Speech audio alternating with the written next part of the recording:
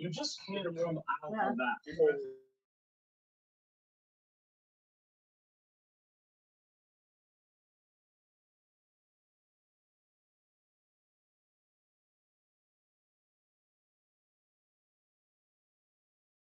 A letter from President Biden. I mean, Lyndon Baines Johnson came out on TV. He spoke to the American people. Yes, Biden is going to do that a little bit later on. We don't know what date that's going to be. He said possibly sometime this week. But does this moment does it meet the moment to just have a letter to the American people, Brian? What's up, everybody? People, no question about it. I think this was a stopgap, and all knew that, frankly, I talked about it a lot from my sources, that today was a very, very important day in this race, and whether the president would stay in or stay out, or go out, I should say, was just Yes. right at the surface, you know. And but you make a point about this COVID-19 diagnosis. I agree. It just was one more problem that they had to deal with, including the optics of him coming off Air Force One. I'll let you guys come in for a second and we'll start talking.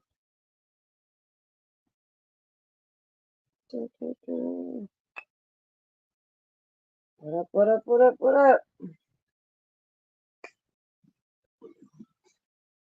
So he dropped out, you guys.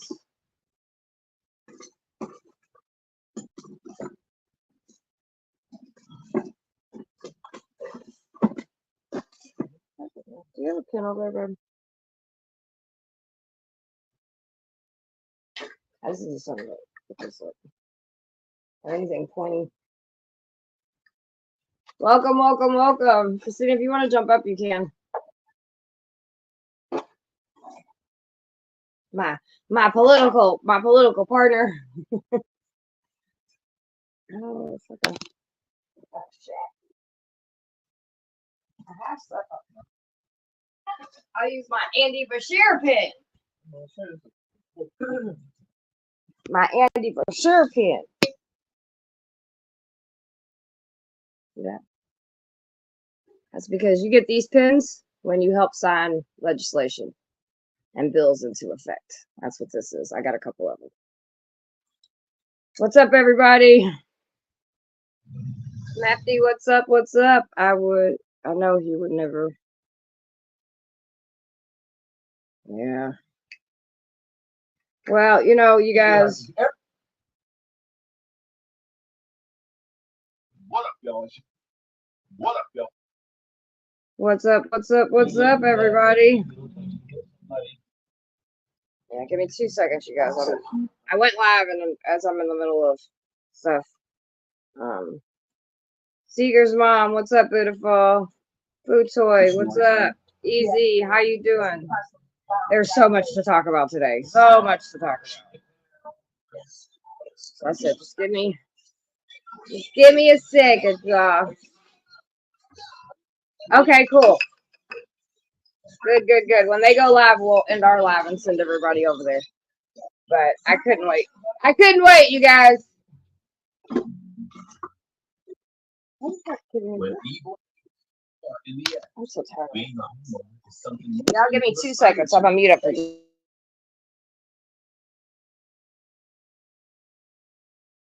Yay, what's up, Christine? Hey. Sad day, everybody.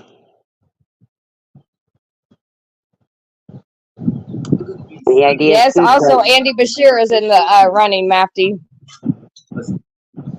I have to look up more on him. I trust you, but I still need to look up more on him. But you know, at this point, and I'll be honest, I couldn't vote for Harris. I really can't. Yeah, I don't care for her. I can't do it. And I know he nominated her. He chose her as vice president.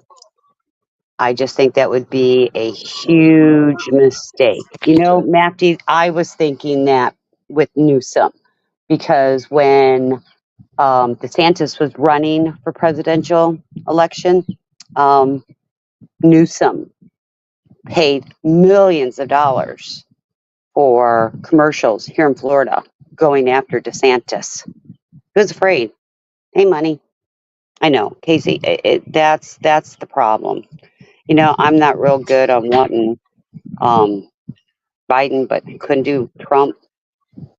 But Well, I can't do Harris. I was hoping they would wait until, you know what I mean? Inauguration. Like, right.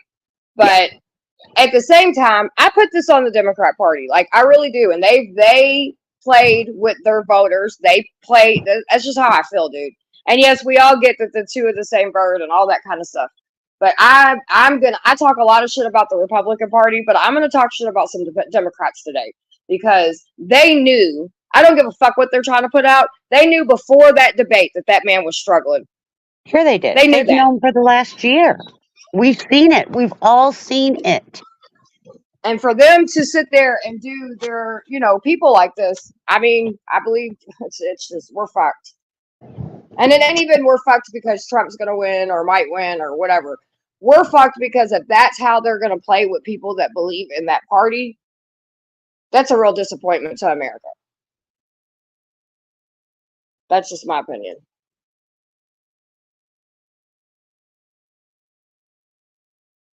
You're muted. I don't know. No, I'm not muted. Do you not see me? Okay. Okay. No, I see you now. Okay.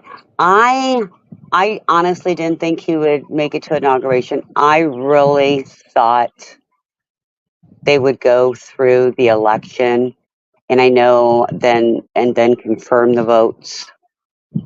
And I figured Slingshot. after. Oh, sorry. No, go ahead. My bad. I was just going to say real quick. No, he's going to finish his term, and then they're going to be not nominating somebody else. Sorry, go ahead, Christine. Yeah, no, I was just going to say that I really thought he would go through the election, go through the confirmation of the ballots and the electoral college. And then after that was done, then step down and whomever he had for vice president would take over presidency. Because I'll be honest, that would be the best way to go for the simple fact that he chooses somebody for vice president, they finish that 4 years, and then they get another 4 years. Just saying. Yeah. Mitchell, so did we. We've been saying it. I think they screwed us from even before that. I believe that they should have given the American voters that vote blue, something to stand on. And I just believe they didn't. I think this was a joke. And I mean, I'm almost like, well, y'all want to hand it to them? Like, what the fuck are y'all doing? They did. They handed it to them. I don't see another person they can put up and nominate and win over Trump. I just don't see it. And I'm going to tell you, true Democrats that vote per party, they feel so backstabbed right now. Oh, yeah. And listen, and Mitchell said, I called this a long time ago. Let me tell you something. This does not take away from the Republican Party and the bullshit that they're trying to pull and all of that. But yeah, today, Democrats is fucking, they're a joke, dude. I'm sorry. I'm disappointed as I'm just disappointed. I had a feeling this was going to happen. Obviously, I think everybody did. You know what I mean? But I think it's a joke. And Sarah's mom, I will be honest with you. I voted for Trump last time. I was not going to vote for him this time. I can't let America get into the hands of a man like him. I couldn't do it. Now I don't know what I'm going to do, to be honest. Well, we're going to have to see how this plays out now, So just so everybody knows, he will be finishing his term because a lot of people are asking, is he going to finish his term? He is going to finish his term. He's already nominated Harris. Well, but yeah, that don't mean anything.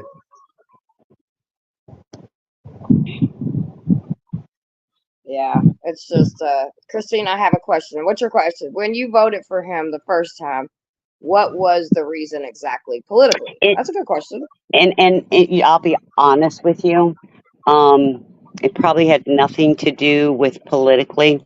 I didn't like Biden decades ago. I thought he was into politics for way too long.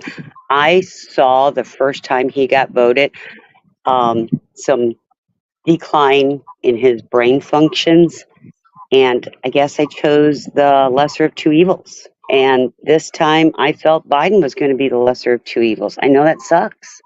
I mean, Biden's done, I'll give him credit. He's done some good things, but I got to give Trump credit. He did some good things too.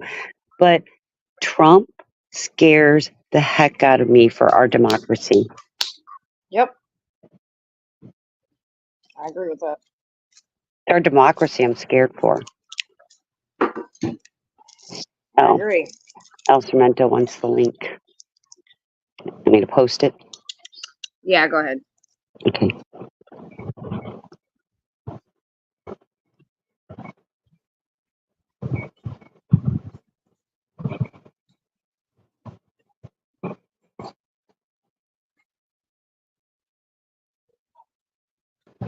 Oh, it went up here too. See, I haven't seen enough leadership in Harris. That's why I can't vote for her. I put the link in.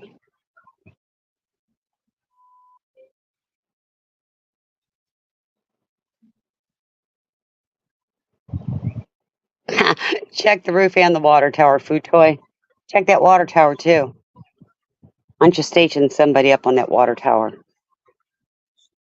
Mafty would like to come up, I believe.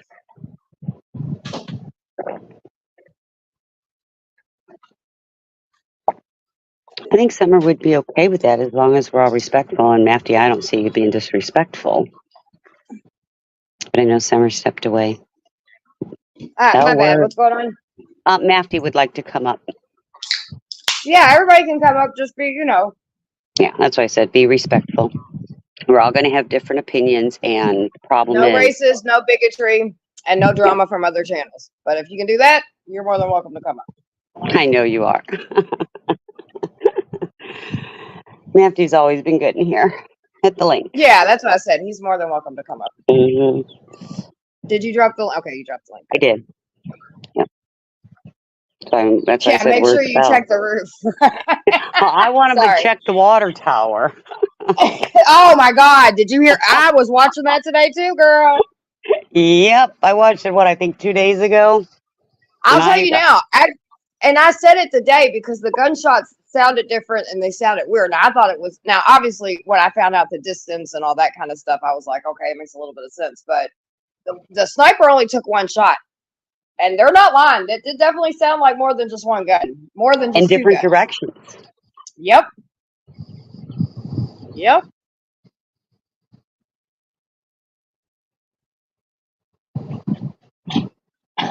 I hope so, Seeker's mom. I hope you're right, sweetie. I really do. But I'm gonna tell you right now, I do know that there's a lot of people that on the blue side that don't care for her. I know that too.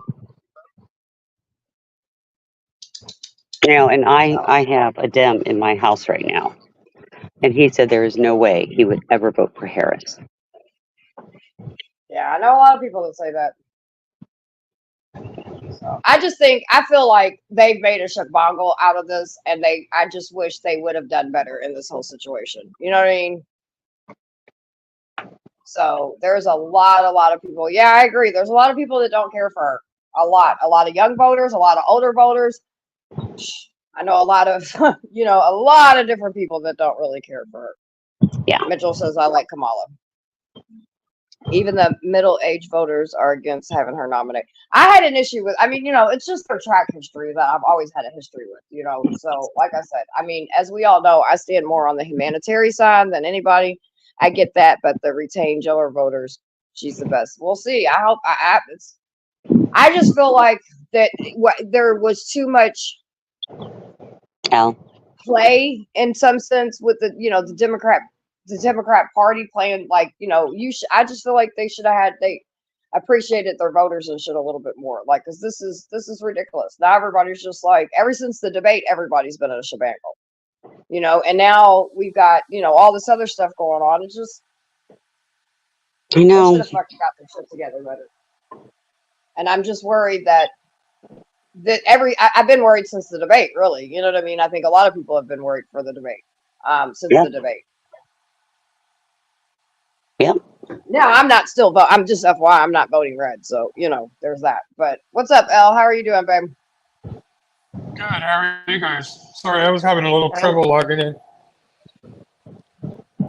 doing good. What So you is, thoughts?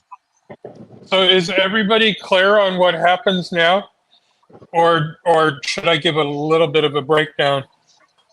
I mean, we're clear, but you can go ahead and give a breakdown. Yeah, I think you ought to give a Um, breakdown. so basically, anybody can be nominated at this point, just like Joe nominated Kamala. What happens at that point is, according to the DNC rules, is that whoever gets nominated to become an official nominee, they need 300 delegates uh, to sign on to that nomination for them to become an official nominee. But only 50 delegates maximum from each state are accepted. That way, you don't get the two large states nominating somebody.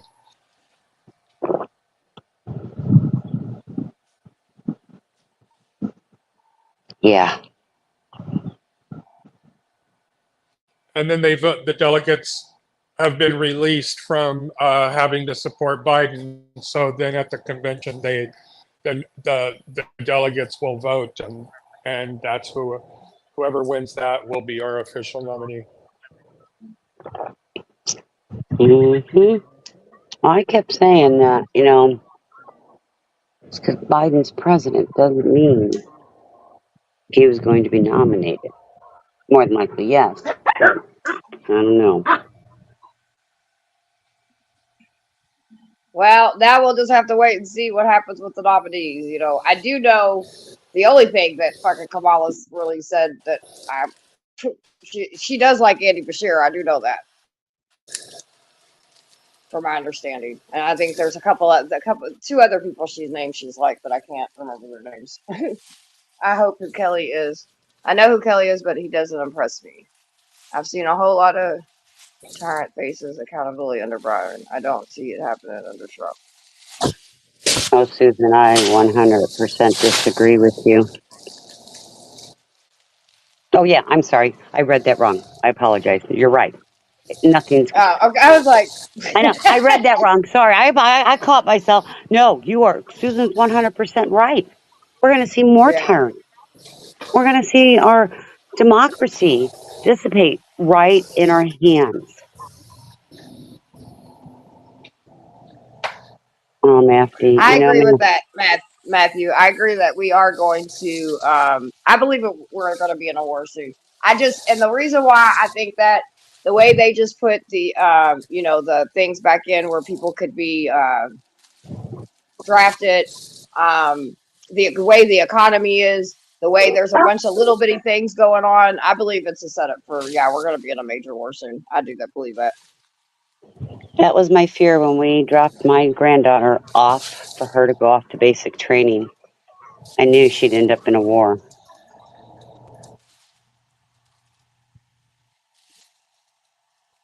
We saw all these young kids, probably never left home before for more than a night, being dropped off.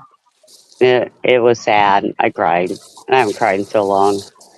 Oh yeah, I mean it's a beautiful thing and it's a scary thing all at the same time. You know what I mean? Because they have the courage to stand up for every single person, whether what they believe in, what they pray in, whatever. They're standing up for them. So there's the beauty of that. But yeah, it's scary as fuck. I come from a military family, so I'm just glad none of mine have joined yet. My son wanted to Am I the for a only long one? time. Am I the only one that thinks that if we end up in a war, it'll be a domestic war before it becomes a foreign war? I think both are gonna happen. Yeah. I think I that there'll be some things happening because the way that people are playing with politics and people's rights and the way everybody's divided in this country, which has been done by political people on purpose. And then I definitely believe we're going to be in an international war. The U.S. can't get involved. Well, they're. What do you mean they can't get involved? They're involved in everything. Or are you talking about the citizens? I think when people realize their rights are being taken away from them, I think things are going to be turned upside down. Because I think a lot of people don't realize that. I mean, shit, let's face it, a lot of people don't even know what their rights are. So, Right, but they will know. They will know it when they can't do certain things they used to. Go ahead, El. My bad. right. They will figure out exactly what their rights are or are not as soon as any of them are taken away from them. That's usually when people finally pay attention. Oh, okay. Invaded. They say, oh, okay. I see what you're saying. I don't know if we'll be invaded. You know what I mean? But can it happen? Sure. I mean, I'm sure we have, terrorists and shit like that over here already. And then also, I mean, let's not forget about our domestic terrorists that we have already. So, I don't know. We'll see. But I don't think, I just have a feeling things are, and remember how, if anybody's been following me for a long time, I've actually, since before the pandemic happened, I said, I don't know what, but something is going to be happening, something is going to be happening, something is going to be happening. I believe we're on the entrance of that something is going to be happening. It wasn't 2020, it wasn't the pandemic, it wasn't all these other fucking things that blew up on our face, even losing women's rights. And, I mean, all those things suck, but I was like, nah, that ain't it. No, we're I on feel the like we're cusp of getting it. closer. Yeah, I can feel it now. This is the cusp of what I've been feeling for a while. Because my Yep. shit's been all fucking weird. I don't know how to explain it, but Did I, and maybe I didn't see right, did China invade Taiwan today? I haven't even looked. I got up, went to the tanning bed, and while I was tanning, I seen that Biden dropped out, so I joined here. I haven't done much else. I thought I saw Does something anybody come know if across China about an invaded hour ago. anybody today? Distractions from the distractions from the real.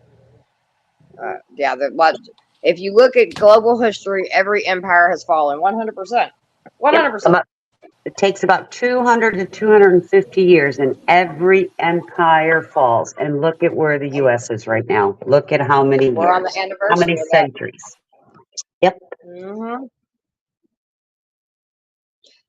You're more than welcome to come up, Matthew, Yes, please, if you want. Matthew. Come on up. I'll put the link again.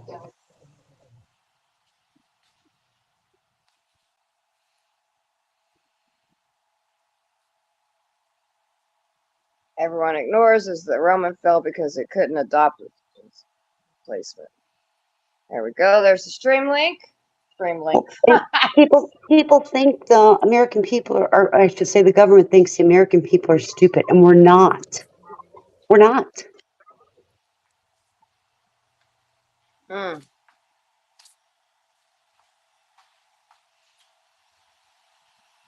I almost feel like he should have stayed until afterwards and then bowed out. You know what I mean? Because I believe Harris probably is going to end up in that position. I don't know that for sure, obviously, but more than likely. Because we have a lot of shit going on, and that's the only reason I thought that Biden might win is because we have so much shit going on, and there's so many little bitty wars and shit brewing and all that kind of shit. Like I've always been told and thought that, like, if you're in a situation like we're in, switching, leaders. I mean, yeah, some people could say it could be for the good, but it's a sign of weakness and unstability. So that's never a good look for a country.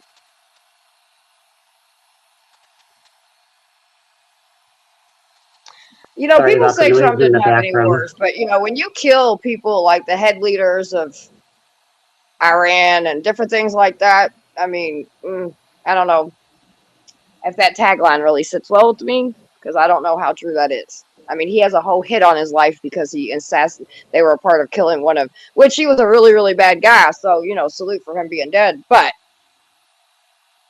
just saying. Hey, Matthew. Welcome. And Christine, from now on, I want you to start putting that banner up. I mean, I know Matthew's all right, but just in case somebody uses one L or Matthews, because that's happened. That happened in 2020. I just thought of that, and that's why I had my finger just in case ready to go. Yeah. Sorry. What's up, Matthew? How are you doing, babe? Doing good. I just found out like a couple of minutes ago that when Biden dropped off, I didn't quite believe it because I didn't think it was going to happen so soon. I still thought maybe there was going to be like a little resistance, but I mean, it's the right time for him to drop out. I just kind of like disagree with, not here obviously, but how the whole world views the situation, because it wasn't that he didn't leave in a noble sense. He had great policies. Um, Right. most of his engagements during the back and forth with Trump was decent for his age. I think what ended up killing him specifically, was that they memed his image so much more that it was a heavy emphasis on his age. So it wasn't that he Right. wasn't reliable. It was just, I mean, how hard, like, it was easy to assassinate his character when you had like most news outlets actually just record him stumbling, wearing different shoes. Everything was picked apart in his character throughout like this whole 2 weeks that I've seen all this happen. So Oh yeah, I'm more than I've ever seen ever the whole time he's been sitting in office, right? Ever since that debate, they have picked any and everything they could apart.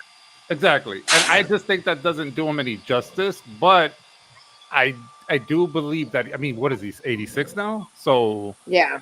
I mean, he did his thing. He had a hell of a fucking run. He had a very long run and did a lot of things. Some I don't agree with, some I do agree with. You know what I mean? I'm just Um, more this is what I'm ashamed about.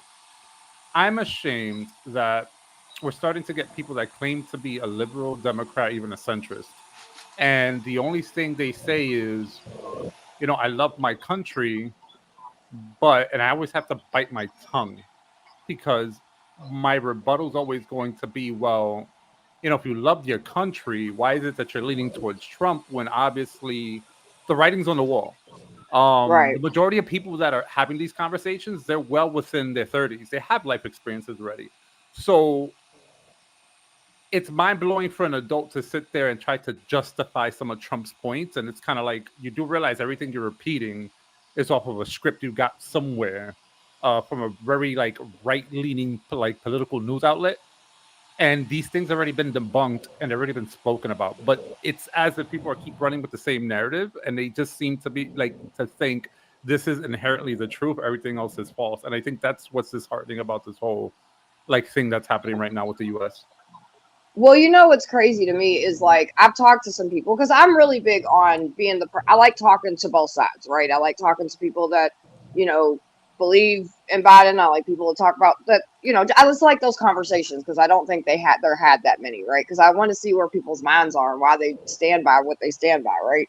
But like the amount of people that have not went to Trump's website, the amount of people that have not fact checked what he says, the amount of people that just on willy nilly because it sounds good. And I mean, I got skills. I can finesse anybody if that's what you want, right? Like a motherfucker that knows how to finesse people knows how to finesse people. But whatever they're saying and their actions behind that, you've got to, I'm going to check. Shit, I don't trust anybody when it comes to my fucking freedom in my life, right? I'm going to double check every single thing. And the fact that people don't do any of that, it's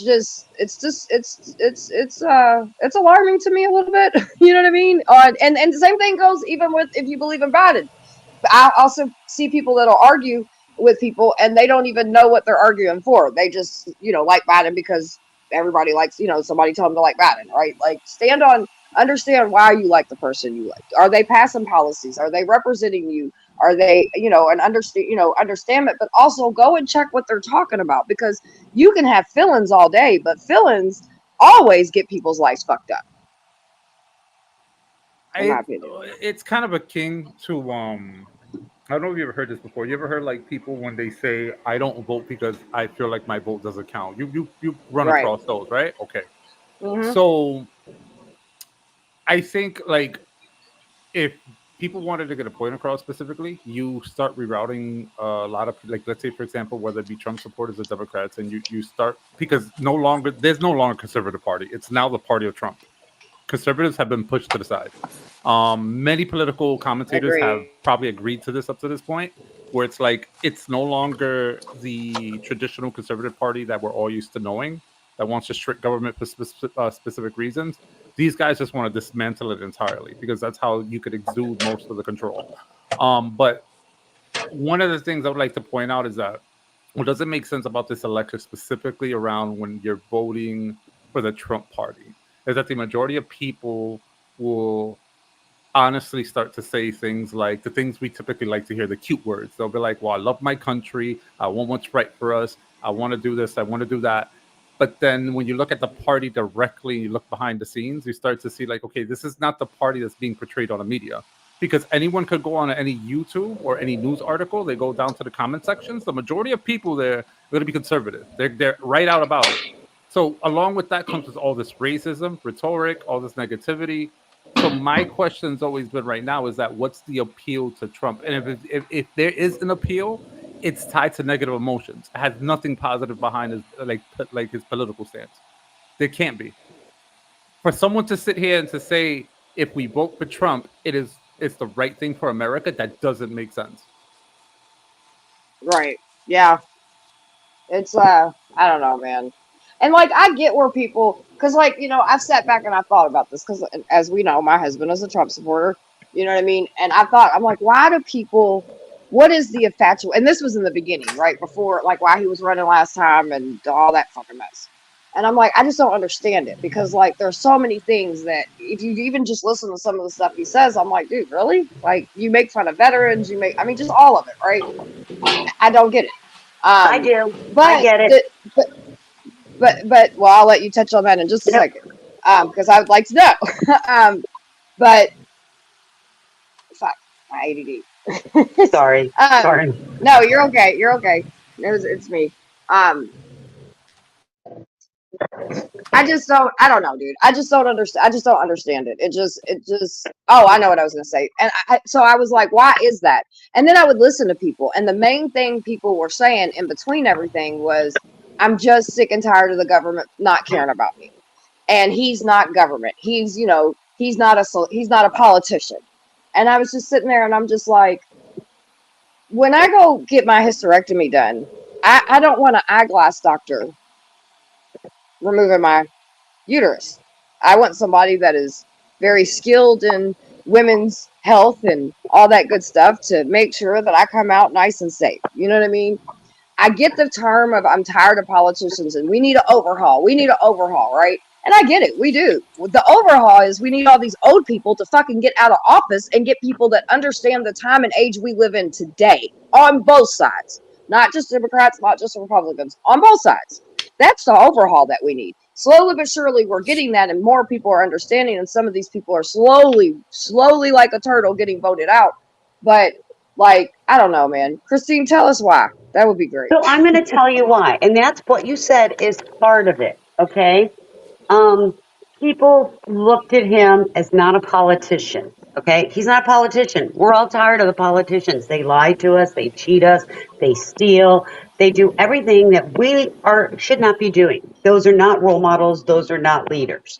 But somebody recently, and it clicked because I've heard this numerous times of numerous people that have gone to Trump rallies. Hi, Michael Dolan. Hi, Dawn.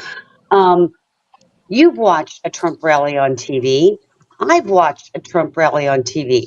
What happens during the Trump rally?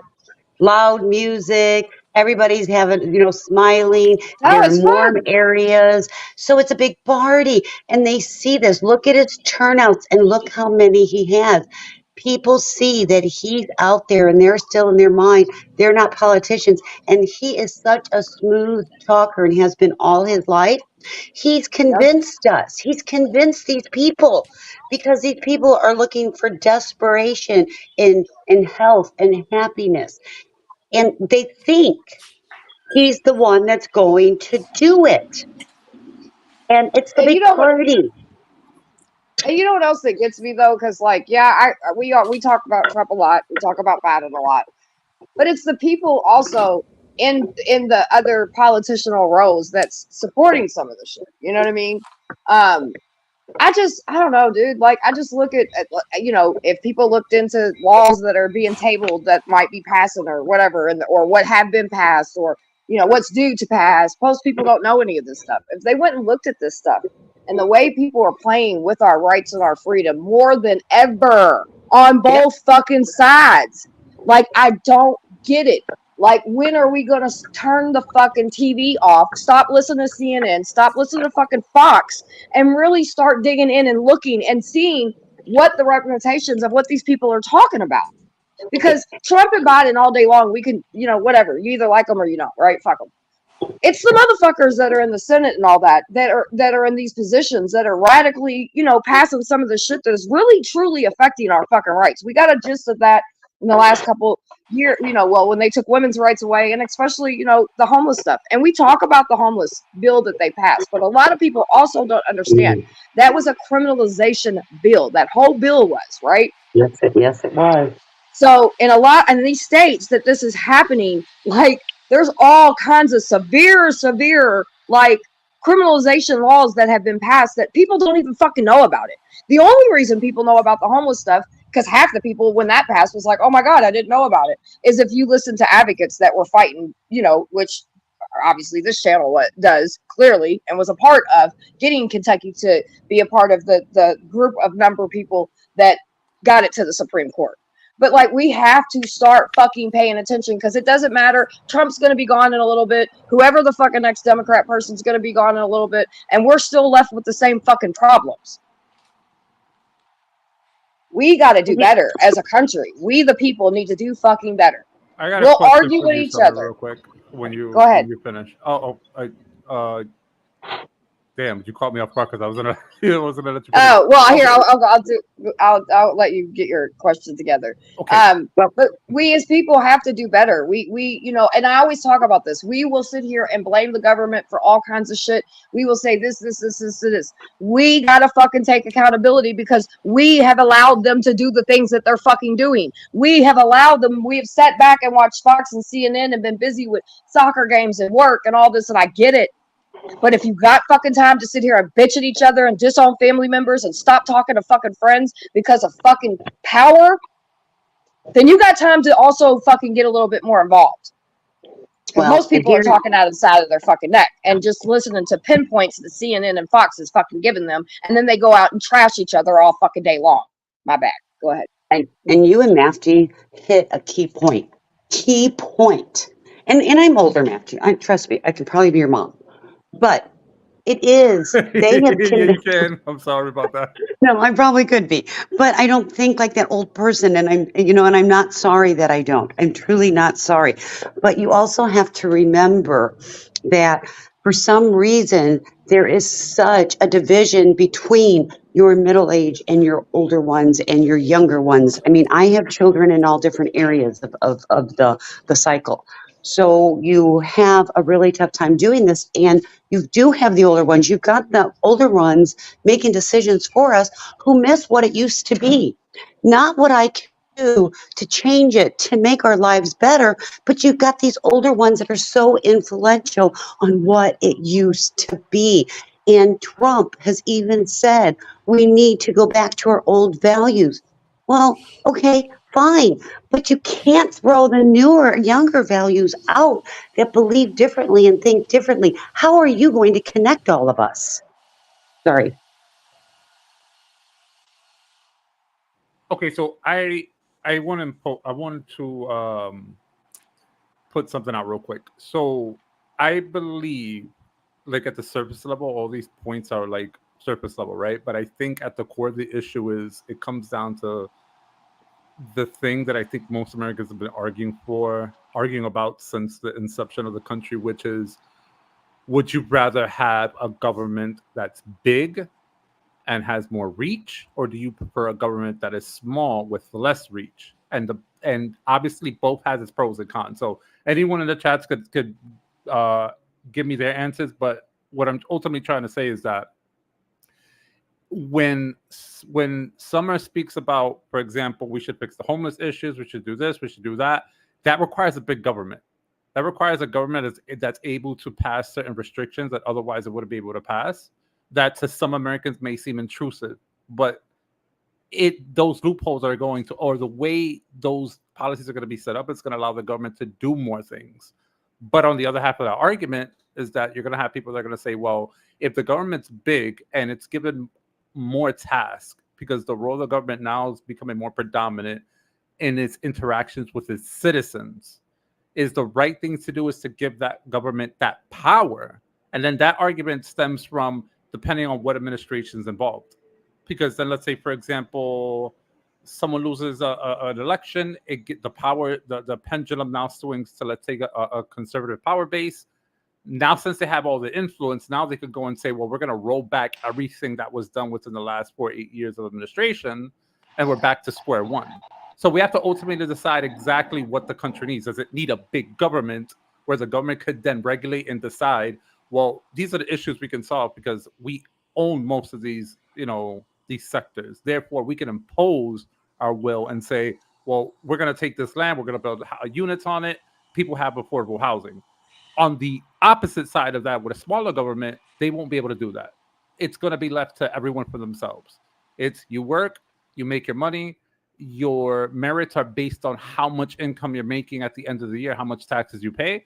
So it's a very, I don't want to say dystopian, it's a very grim reminder that even though we're having this conversation, we're asking for all these things, you have to remember at the same time, us as citizens, we're giving something up depending on what side of the pendulum it swings. Yeah, I agree. Do you remember the question you were going to ask? No, oh, that was my question. Or was it someone Which else? do we Oh. want? More government that overreaches or less government? And I think the bigger question is, how do we get to what you want? Exactly. So ultimately, Yeah. what are you comfortable relinquishing at the end of the day in order to achieve the greater good? I mean, honestly, to me, it doesn't matter if it's big or small, right? Like, if it's small, but the quality of the government is amazing and we can get some shit done, okay. If it's big and the quality of it is, for the people and the way it should be, the way it's, Small meeting, ideally sold to everybody, small meeting. No, if you think about it, Trump is advocating for a smaller, restrictive government in a sense where he's going to be in a position of power where he controls most of the lifelines. So the lifelines would be like Yeah, stuff like I'm not okay military with that. defense, stuff like that. But at the same time, when you think when we think of smaller, the way we should perceive it as it's a clean slate, meaning no food stamps, no welfare, no Right. social Yeah, security, things that were in place to help like the commoners be able to achieve some type of financial stability at the end of the day, as opposed to a bigger government where you don't have to worry about food, housing, or job security. But well, now that I understand the difference between big government and little government, I'm always going to go with big government, but it definitely needs to be, I mean, you know what I mean? Like it needs to be to where it matches what's going on today. But here's a dark side about the big government. Here's the cons about it. And one of the predominant cons that I wanted to bring up to you was that if your government tells you you're no longer allowed to own your house, you still get to rent it at 30%, but the land and the house no longer belong to you, no longer belongs to the bank, it belongs to us. Are you okay with that? I'm not, and I hope that the American people would not be either. You know what I mean? Like, I think that that's where the American people would just have to stand up and get involved in that but I'm also not okay with, a dictatorship at all. Not even slightly close to the conversation of a dictatorship. You remember earlier you guys were saying someone brought up that eventually like something along the lines that eventually Rome fell, right? So the problem with these type of errors when they change, it's not that so much the country can't sustain itself, it's just that the system itself has to change. So for example, we're capitalists, we're pretty much pro-capitalist. It would have to morph and change into something other than capitalism in order for the country to thrive. So it doesn't necessarily mean we go into a dictatorship, because that might not even work out. That system's already been faulty. And we can't go back to socialism because we have many examples, real life examples, why socialism wouldn't necessarily work. So the next thing I would propose, or I'm assuming most scholars would propose, is that it has to be a new system that's a blend of what was good in the previous structure, and then what could potentially be added onto that and augmented to be, more sustainable for the next 250 years. And that's where New World Order's coming in from. Yeah, but then I And had what- this conversation in the last panel as well. Is New World Order such a bad thing? Remember what I now, can't the wrap my government. head around is, I'm sorry. Go ahead, Sarmento. I said, what I can't wrap my head around is a lot of these people that are Trump supporters and a lot of them are just like common people like the rest of us. They're I can't wrap my head around them wanting to support somebody or a party but especially him, that wants to take away Social Security and food stamps and the ACA, which is basically the Obamacare, the healthcare, stuff like that, because they're all benefiting from it too. It's not just Democrats on these programs. So why would they want to shoot themselves in the foot? Well, it's not that they shoot themselves in the foot. You have to remember, when it came to the Obamacare, the reason why Obamacare had such a bad rep is because in order for Obama to pass it, he needed it to pass like in a bipartisan way. He needed enough votes from the conservative side in order to pass the House and the Senate. What people don't know is that the way conservatives play is pretty fucked up. So what they did is that they held the bill hostage and they told Obama, we want to implement and inject our own language into these lines, these specific lines, which then makes the whole package useless. But the way Obama looked at it was, I have to take a loss in some shape or form, because the Obamacare package comes with other policies in a package. So it's like, am I going to really stall and argue for this one line of verbiage, which is going to make the bill seem like it's a villain, as opposed to I did it for the greater good because I was able to pass all these other things that they haven't touched yet or didn't bother to touch. So look at the Conservative Party as they strategically implement certain verbiage and lines of legality into these bills, because they know in the next 4 years they could start saying, oh, look what happened. You guys paid more taxes. I told you. And then come to find out, they'll never admit that it was them that implemented those lines. Right. So they tried to chip away at it after it passed. But are you forgetting also that after it passed, they also tried in Congress the Republicans tried in Congress over 40 times to do away with it altogether? Yeah, I believe it. Of course. Yeah. They hated that man, not because he was president. They definitely hated him because he was black. Right. And the majority of those conservatives were old white men that lived in Jim I Crow. agree with that. Right. But it's not just Democrats that have gotten insurance because of the ACA, where they wouldn't have been able to get it before or didn't even have it before. Republicans are on these plans too. I mean, I've seen tons of one of those man on the street interviews where when you ask a Republican Trump supporter, are you for the ACA? They're like, no. I mean, they're like, yes, because they signed up for it. But if you ask them, are you for Obamacare? They say no, which, but Republicans are on these programs that Trump and the Republicans want to take away. It's not just Democrats on food stamps. It's not just Democrats on the ACA. It's not just Democrats that are getting Social Security. Yeah, you're right. It's largely conservative in red states that are the biggest food stamp recipients in the country. So Right. the majority of population in the United States, I think 74%, I'm sorry for cutting you off, is white, right? So Right. when they passed the Obama bill, Obamacare, quote unquote, was what they called it.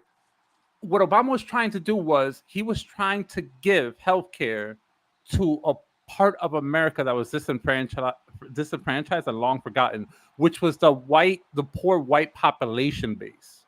And because they've been across party lines. Exactly. And the problem is that you can't really help them when they want the help, because they belong in these red states. And obviously we've already seen how Mitch McConnell states work. I don't want to say Ted Cruz, because right. There were Texas. A few they have their own thing. States had to sign on to it, and there was a few red states that didn't sign on to it. Exactly. I think Kentucky might have been one of the ones that didn't sign on to it. I'm not sure, but there was a few that didn't. There was a Vice documentary where they pointed out they went out to these rural areas in these conservative states, and these poor folks didn't know.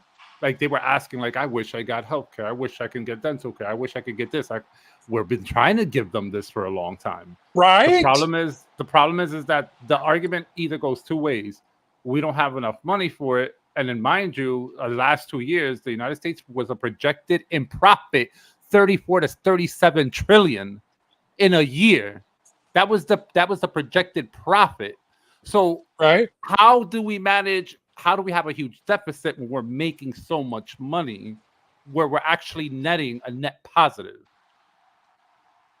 So obviously, And those there's a same big states, problem. they get back from the federal government so much more than they put into the federal government. It's usually the blue states and the bigger states that are putting in way more than they ever get back.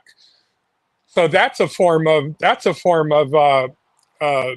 what do you call it? Welfare, right there. Here's something that a friend put me on recently, which is interesting when it comes to the states and government.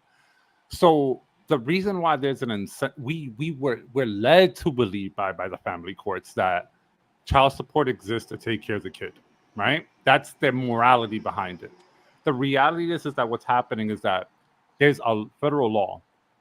There's a stipulation which states every state that has child support, if you can get a certain amount of recipients to pay child support, we'll let you keep up to 90%. The problem is that what was told to me from someone who's good with numbers was that doesn't make sense. I'm like, why? Where is the money coming from? It's not coming from the 90% that the state is keeping for their locality. Doesn't make real much sense, because how is the federal government collecting just as much? So it's either we're printing more money to cover that deficit, or there's something we're unaware of as Americans, and it's just eventually going to like rupture in the next 4-8 years, maybe in the next couple of administrations, when we start figuring out this is how we're hemorrhaging money in some shape or form. And I'm going to disagree with you, and I'm sorry, but I see it from a different aspect. Obamacare was good. Obamacare sucked. It sucked. It was unobtainable. It was unaccessible. Wait, oh, you thought about Obamacare sucked? Yes, it's Christine. Yes. And But that's only because literally the conservatives sat down and changed the whole structure of the way Obamacare worked. Hey, It no, wasn't no. implemented It wasn't Democrats. perfect, but it was what we could get through at the time in order to get more people covered. Okay, I have a question. Is Minnesota a red or a blue state? I think it's red, I want to say. I think it's No, it's I blue. think it's either middle ground or blue. No, it was blue long ago. It's now a little bit more purple, but now it's going a little bit more blue. I will tell you, as a person that worked in Minnesota, from South Dakota to Minnesota to Florida with Obamacare, we had less people who was going to doctors because, first of all, doctors weren't taking Obamacare. They weren't taking it, and they had that right.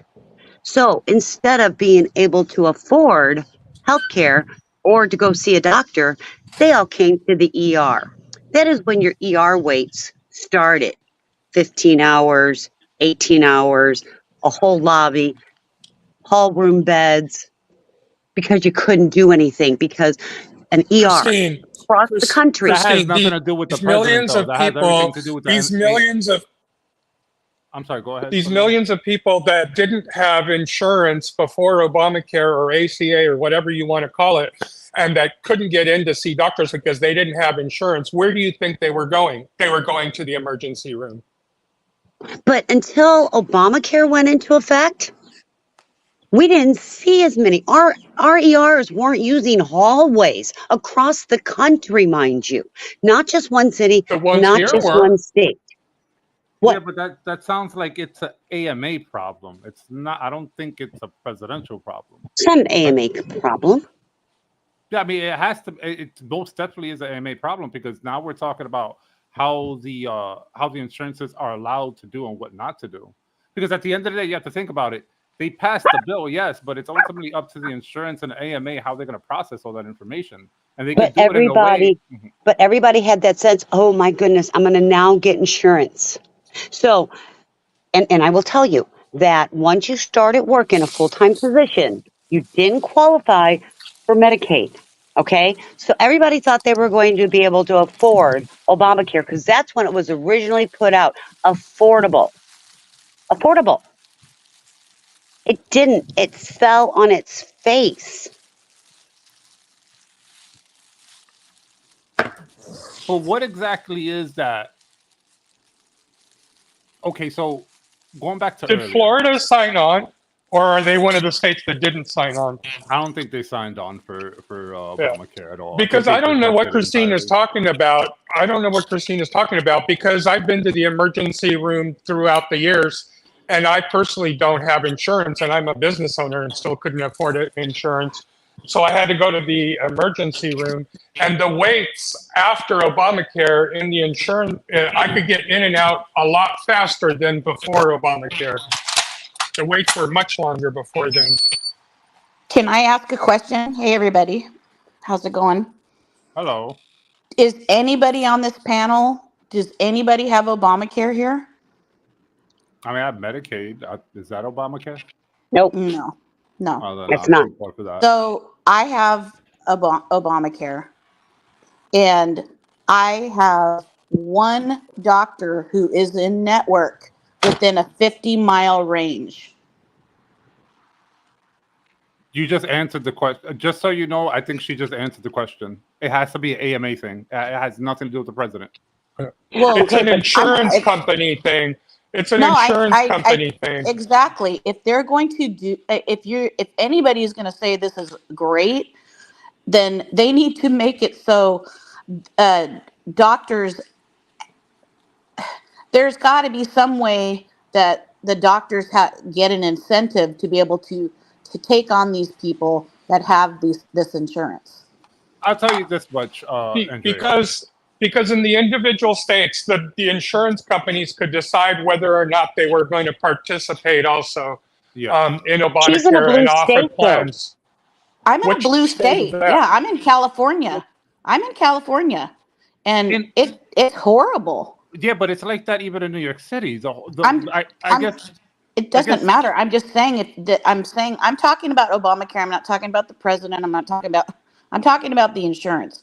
You guys were talking about the insurance, and I'm telling you that Obamacare. there's Obamacare sucks. hold on.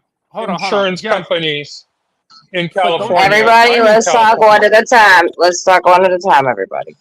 Great conversation. I love hearing it. You want to go ahead, Sarmiento, first?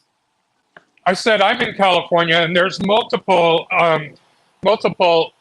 insurance companies that participate in providing plans through the ACA. So unless she's somewhere like in bumfuck Egypt, California, I'm I on the don't- Central Coast. I'm an hour from Santa Barbara. I'm not in bumfuck Egypt.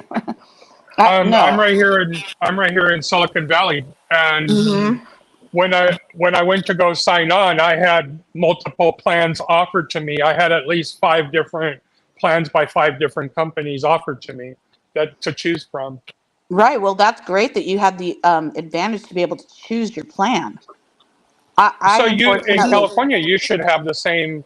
right? But choices. you still have to be able to afford it. I still pay for this insurance. And it did start out as Obamacare. This Affordable Care Act that you're talking about was originally Obamacare. And I am going back to when Obama and all this started. It was unobtainable. I think the one thing we can all agree on when it comes to the ACA and what it turned out to be, from what it was supposed to be, is that it still sucks. But sadly, it is a lot of people's only option. Because if it wasn't for it, they wouldn't be able to get insurance at all. As a Obamacare, part of Obamacare was where they made it to where insurance companies couldn't deny you for pre-existing conditions. And as a diabetic before Obamacare, when I tried to get insurance, they wanted $1,100 a month from me at Kaiser. So I wanted to say what I was going to say, which was, I think ultimately it's not the insurance's fault as well. If you look at how for-profit hospitals work, for the last 4 administrations, they've actually been cutting back on, I think they call it charity work or something like that, where it's pretty much like disposable income they're supposed to reroute towards needy people. So in other words, for-profit hospitals can exploit certain loopholes to make it that they can draw more out of you if you come to the hospital with Obamacare. So it's not so much that the insurance sucks, it's just so much that the hospitals have so much leeway in how they charge some of these insurances, ultimately making you pay for the remainder of whatever it is they tell you to pay.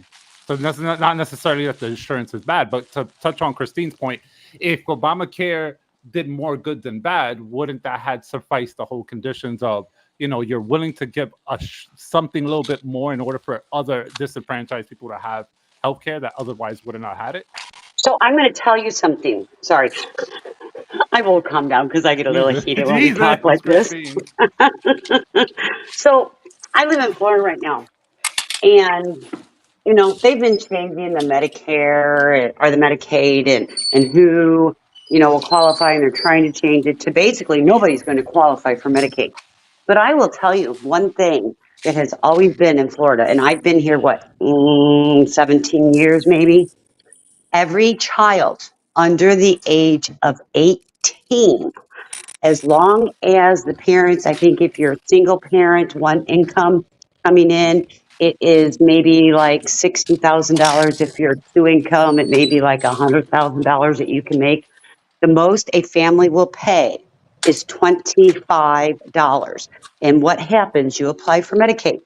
And if you get denied Medicaid because of an income, you in turn can qualify for, there's two different programs. I forgot what the one is, but the other one's the Sunshine Kids. And the maximum family pays is $25. So you can't say, well, red state chose not to do this, because red states such as Florida try to do something that every child, because we had children not getting health care that needed it. But every child in the state of Florida under the age of 18, unless the parents are making $120,000 and $150,000, will qualify for this Florida Sunshine Kids.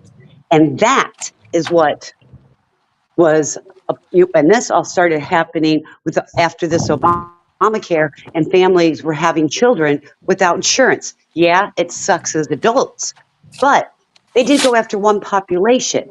And then the amount that they're trying to change, any who is on disability or on Social Security, and if your Social Security check is on the lower amount or disability checks on a lower amount, their Medicaid you will still be able to qualify for. Whereas Minnesota, again, blue state, because see, we keep bringing up this red and blue state. I don't think it's a red and blue state issue, because, and sure, some is, but not everything. And I worked with this Obamacare, and it wasn't Affordable Cares Act at that time. It was Obamacare. And I am telling you, medical professionals and hospitals and clinics across the country struggled with what other options can we have. And what came out of this Obamacare, you can go to any hospital, and they have different programs for people that are insured, but they're underinsured. And they made it to where the hospital can, because every hospital, every company, every corporation gets tax deductions. So they have made and implemented across the country where people, if they have insurance, but it's underinsured, they will make sure that every person that really truly wants healthcare or needs healthcare will be taken care of. And Elle, I understand diabetes. I was born with an illness where medications I could barely afford. And at the beginning of the year, I didn't know how I was going to afford $1,200 a month, even with my private insurance, because I couldn't afford it. That is as much as my mortgage payment. And thank goodness that the Immune Deficiency Foundation gives grants out to people like me who has insurance, but I have high copays and high deductibles. And yes, it is. We live in capitalism. Insurance companies claim they have to make money. Well, they kind of do, because doctors aren't working for free. Nurses aren't working for free. You're not having an oversight with insurance working for free. So if the government would step in, but not too much, not for the American people, but maybe for the larger corporations, and get a little bit out of capitalism. And I'm willing to give up some things, but I'm not willing to give up a lot to where I have to be told what to do, when to do, and how to do it. And I don't want my children to grow up that way. Sorry, I'll get off my soapbox. Well, I wanted to respond to you real quick. I understand where That you're coming industry, I'm from. not going to feel sorry for them. That's why the original plan, before it went to what it is today and got implemented, the original plan, we were pushing for single payer. Remove the expense. It's a huge expense when you have the insurance company. That adds a huge expense to the price of medical care. But because the insurance companies want to make the profit, remove them altogether.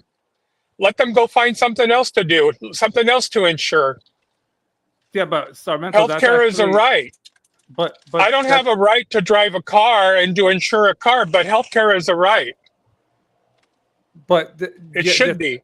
Yeah, I would have to partially disagree, because at the end of the day, what really is causing this damage is not so much the insurances or the it's pretty much the for-profit hospitals. You understand that if you guys didn't have insurance, you guys are saying, okay, I can't afford this now. You wouldn't be able to afford it anyway, because half No. these drugs are like 10 times the price of what they sell. If you go to another Right. country, you go to Israel, you go to Germany, you go to any other country, you get the same exact medication that you get here. You'll pay like literally $10-20 for a bottle, as opposed to here where you're spending excess of thousands of dollars for like a simple medication that's life-saving. However, let's also point out the ludicrous amount that we charge for procedures. I was just telling this, I think it was this morning or last night. If you attempted to commit suicide and you fail, you're going to be bankrupt for the rest of your life. They charge you upwards to $90,000 for a failed suicide attempt. Who has 90 grand where you attempted suicide? Imagine how you're going to feel about that. You're coming out that dark tunnel, and then you're given a bill that says, hey, you failed. I'm charging you $20,000 for sutures. I'm charging you another 50 grand for a blood transfusion. That when you itemize it is inherently a big part of the problem, right? But if we haven't gotten to that point where we start addressing at least at that level of, I understand doctors have to get paid, but then why is the doctor licenses being monopolized? I understand that this surgery is pretty intense, but why does an American have to pay $250,000 when you can go to China and get the procedure done at a fraction of the cost with the same quality? When you look at the United States, you're paying upwards to $250,000 for a heart transplant, right? Americans are not going to China getting a brand new heart with less than $10,000. They bring it over to the States in a container. They swap the heart. Bingo. They just ended up saving all that money. So I wanted to add this because I was just thinking about this as you guys were going along. I think the issue is not really the insurance. I think the issue is that we have these practices that are pretty entrenched in the capitalistic system that we have. And that part is not okay, because when you start putting people in a position where, what's the difference between death and debt? There's nothing. It's the same exact thing, because when you go to that surgery and you say, I saved my life, I have the next 25 years to live, I'm happy, until you get that bill, and now you owe $250,000 to the government. Or you owe $250,000 to the hospital, which will never resolve that debt within your organic life, because most people wouldn't even make enough to pay that off within their lifetime. I don't know. I just know a long time ago how we struggled in the medical community across the country when Obamacare came out. That's what I know. And I know it for a fact. And yes, Andrea, you are correct. And I only know that date for a specific reason. I think it depends on the state you fell under, honestly. But then again, I've only lived in New York State, so I wouldn't know how the insurance runs everywhere else. I do think that New York City has like a decent starting insurance thing going on, where it's kind of like, if your child's under the age of 18, there's not much you have to do to qualify. The kid up to the age of 18 gets most of its things paid for, right? So he gets a great dental plan, he gets great health coverage, but that all comes in a trade-off of, obviously these services are funded for a particular reason, and it's not really an innocent reason, but that's not the point. The point is that I guess there's probably different states that have an above average like medical system. When I went to Duke University when I was visiting, I went to Duke Hospital. They were telling me this is like the 11th best hospital in the world, some shit like that. And I waited in the emergency room for 5 minutes. I have Medicaid, by the way.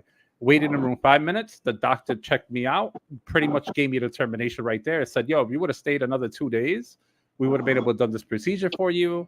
Had I would have done it here in New York City, it would have taken months to maybe years for order to get that procedure done. So Well, I think it depends and it on the does state. depend on the state.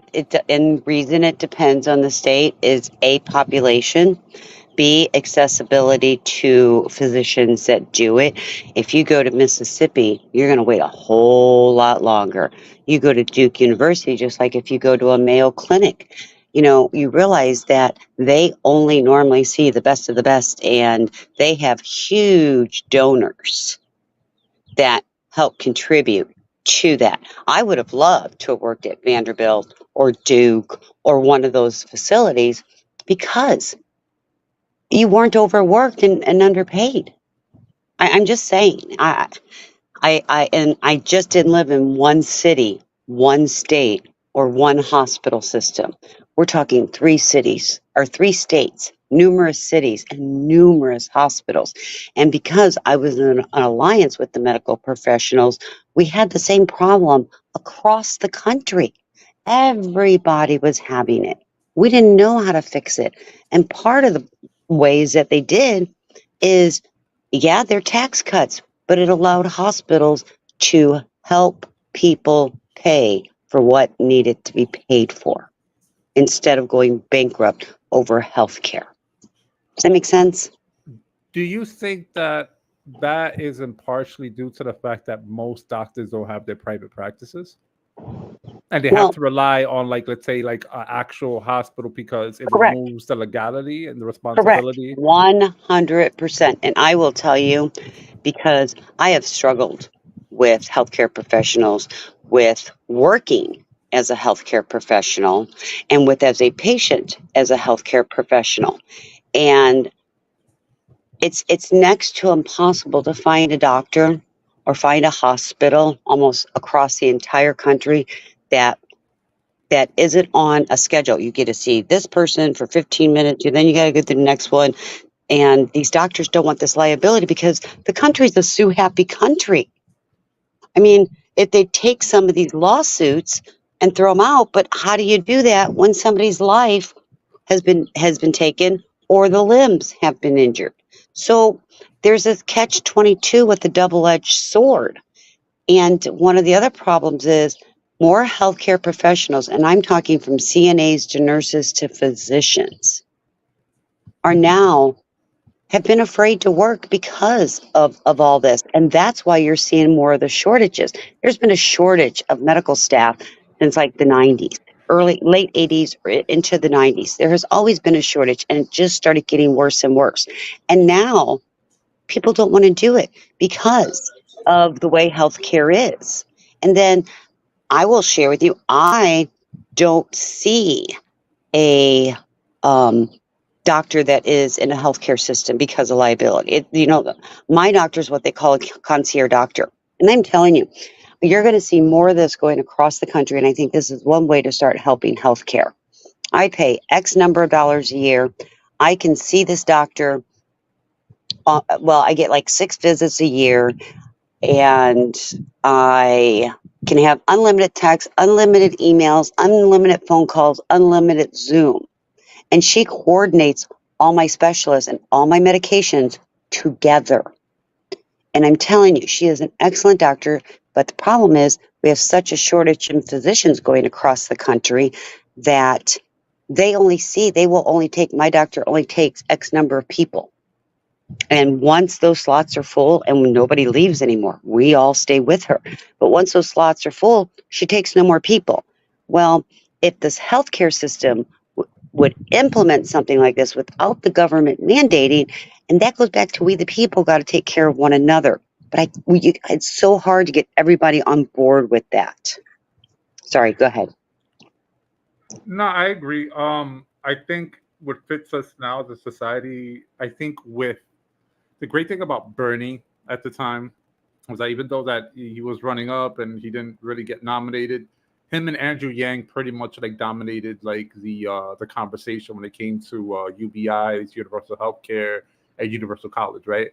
My argument to a friend was, if we're such a first world country, we're so all powerful and advanced, and we have all this money, then paying for universal healthcare at the very least would be a drop in the bucket.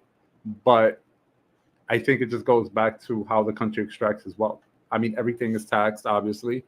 But I would definitely like to see like the ledgers and the accounting to it, because there's no way we're making record profits in the last couple of like years, and then to say that there's not enough money for things that make sense at the very least, right? We can't continue to have a system where you can't expect a poor person to go in and then expect them to like pay for major surgeries, medications.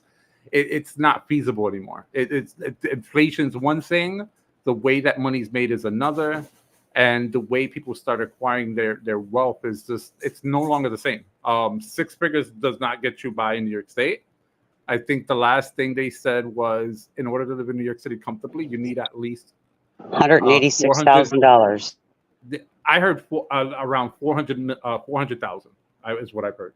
But that just puts the point across of Right. how what's financially viable in some of these political spaces, and then no one's making that amount of money.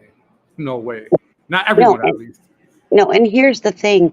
When we start looking at Trump, he's going to do away with all this, and there's going to be a whole lot more Americans without health care or unaffordable health care. And that's what scares me. I mean, I think there's a smokescreen here.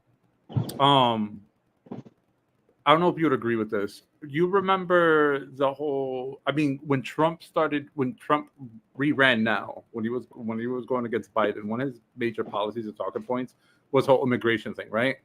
So one of the interesting things I found out looking into it is that it's actually beneficial for us to have immigrants here. And the reason for that is not because they take jobs no one wants. That's not it. It's because the majority of immigrants that come to this country actually pay into their payroll. The difference is that they can't extract that payroll. So it does boost the economy.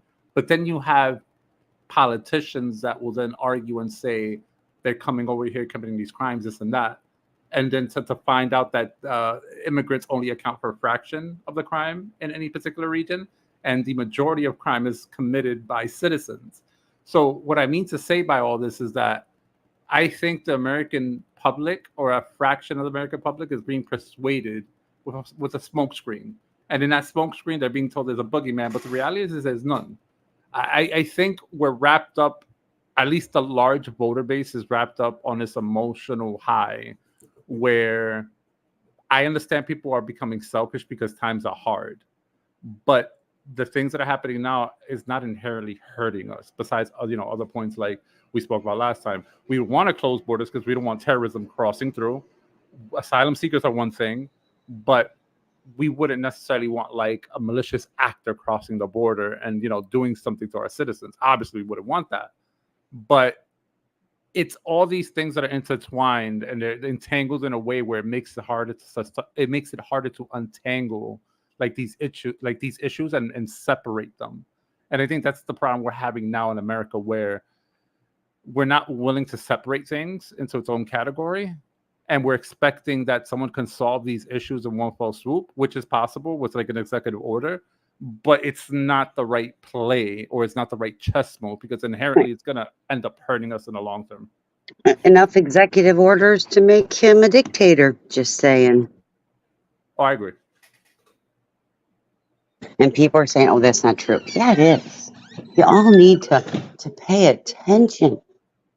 I don't know who the answer is, and let's see who the Democrats put up. Any ideas, Mafty? I mean, you seem very politically versed. I'm aiming for Kelly for a particular reason. The only reason why I'm putting up Kelly on a pedestal is because if you look at World War II, I want to say, I think this was World War II, but this was in Europe. I think it was Winston Churchill, right? Was like sort of like their president or something like that. And the reason why they kept Churchill around was because he had military experience. And I think if history repeats itself, we're for sure going to get into a war in 2027, right? It's probably most likely going to be with China. The reason why China's pressed on time to make this happen, because they're going to have a bigger naval force. So it makes sense to actually build up this force if they're willing to sacrifice it in order to like take parts of Taiwan and maybe even push their borders during this whole like war going on. So it makes sense to have Kelly, but I also think that one of the things that made the United States great, and if you guys remember history, America was great when Apollo was around, when we had an actual viable space program. It was during a Cold War, but everyone had their minds glued to their eyes glued to the TV, and it wasn't so much about nuclear weapons at the time. People definitely were afraid of, but the country made this thing where it gave you this new inspiration, which is like, yo, we're doing something other than war. We're doing something other than killing ourselves or each other, and we're doing something other than exploiting people. We have this cool little mission. And I think during those times, it was a great time to be an American because that's what sprouted a lot of innovation. So with that being said, I think we just need to take a playbook from the past and just say, yo, we need to just start dedicating on innovation, and the world is changing. We're no longer living in a analog world, right? We don't have rotary phones no more. Everything's digital. Cyber attacks are becoming a thing. I think Kelly would be perfect for like this next 4 years, if anything. I think that's who we need. He reminds me of like a space version of Obama, and in a sense of if war happens, he'll be understanding of the draft, right? He'll probably give his opinions on, listen, we're sending kids, like we have to be careful. We won't get that with Trump if we go to war. Trump will probably be like, yo, everyone has to get drafted. Get out like, there. Yeah. Well, but here's Kelly my will thing. be good for that. None of us want war. Trust me. I don't want war. I have children and grandchildren in that age of what a draft would be. I don't want to lose them. And you heard me say, I just dropped one off. She went to basic camp, boot camp a couple weeks ago. We have to have a strong military. And even though I don't know, because according to Trump, he wants to double what we're spending now.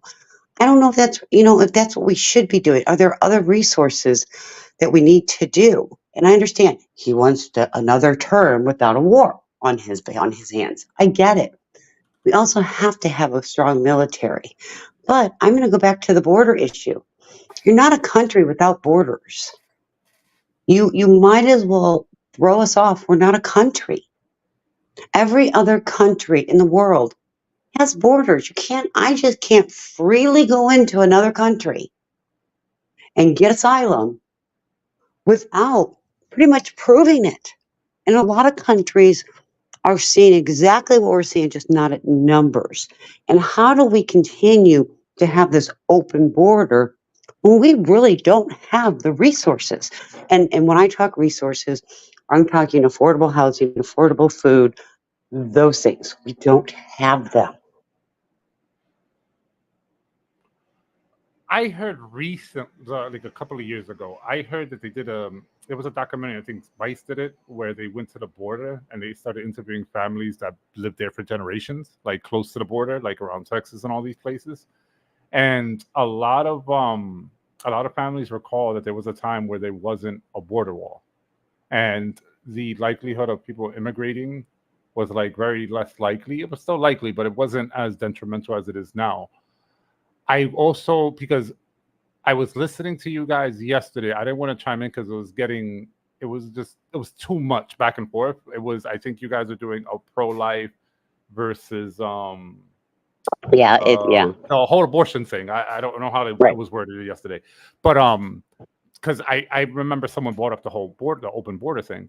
Now, here's something I want to pose to you, and I don't want to sound anti-American when I say this, but I just want to point this out, right? So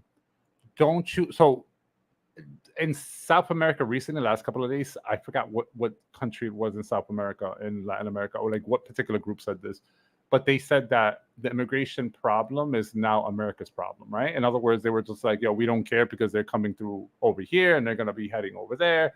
Like, we can't stop them from migrating from one point to one point. The point that they made was they're migrating because times are tough, right? Like, they're bad no matter where you go.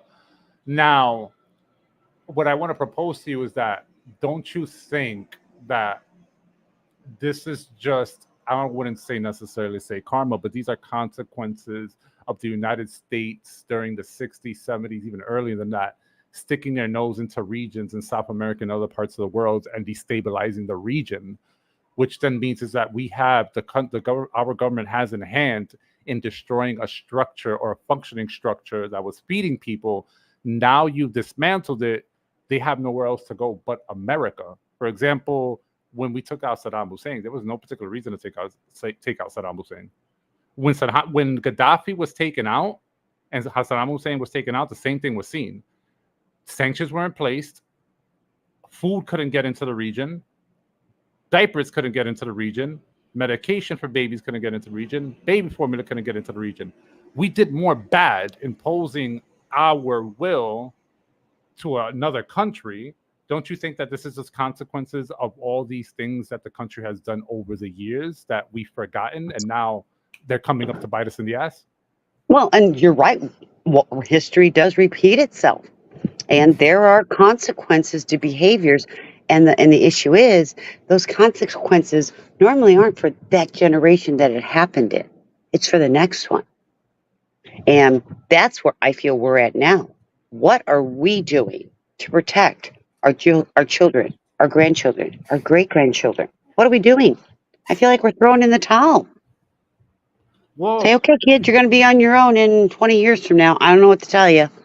let me ask you this: when you say that, right? When we talk about the kids, for example, right? What is your biggest fears with the kids in general when it's up to, when it's on their generation's hands?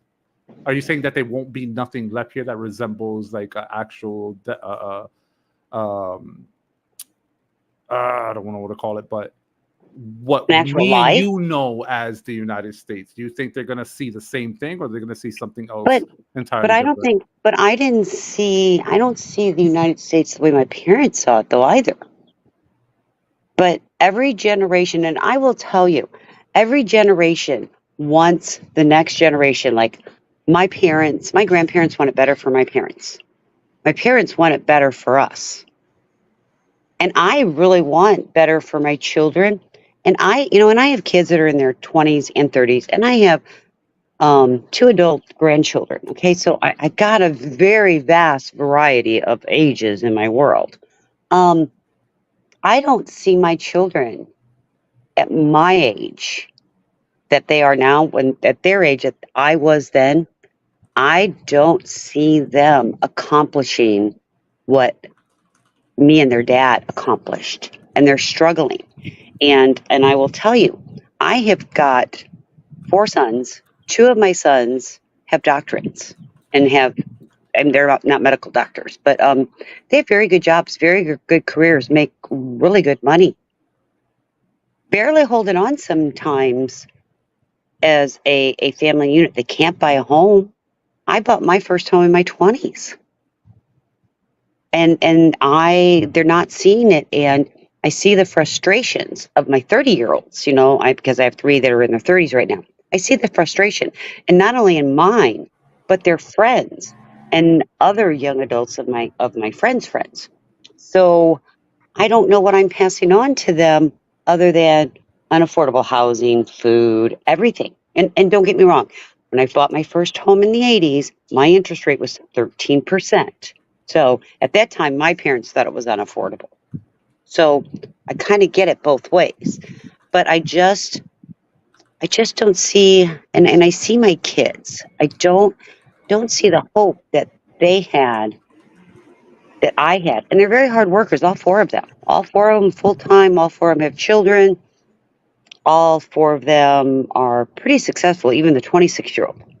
But I just don't see them in a position that I was in because of what we have put. We haven't put what we call America first.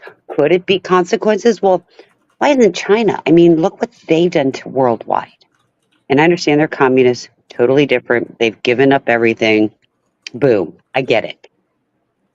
But I'm still saying you don't see, well, I guess most of these countries these people are coming from communist countries, and that's why they won't go to China. But I just don't see where the American people, I've always been taught, the, you know, the American people are first. We need to think of our own first. I don't see that. And as Summer said, it's because, we're busy with lives, we're busy with soccer practice, we're busy working a job, we're busy wanting to obtain a house, we're busy at having new cars. I get it. We're busy, and things are just being let go in front of everybody's eyes. Does that make sense? Any? Maybe? I understand where you're coming from. Let me challenge you real quick. When you say what's best for the country, right? I think when I hear that, and we talk about what can we do to help our people, I think that a part of me wants to play devil advocate and say it's not fair, right? And then the other half wants to say it's fair. And the reason why I can't really decide, I can't pick a side when it comes to that, is only because I think everything that we're going through now, obviously, is just something that was done decades ago, and now we're seeing the fruits of its labor. And maybe it could be seen as like a pivotal point in American history for many reasons.